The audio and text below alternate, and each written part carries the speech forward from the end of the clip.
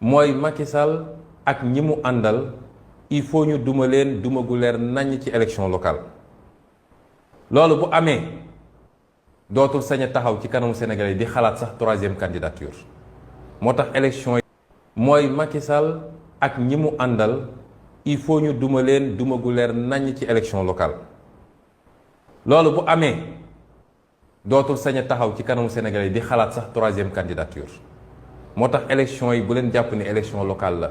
ay anticiper élection présidentielle la ay primaire élection présidentielle la fulla gu ñuy jox élection présidentielle dañ ko jox bu toll noonu wala bu ko raw sax élection locale yi ñaareel bi mooy ñu dem élection législative mu ñàkk assemblée nationale ba nga xam ne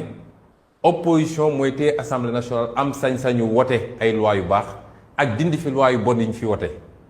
kon kooku du ndaw su ngeen buggee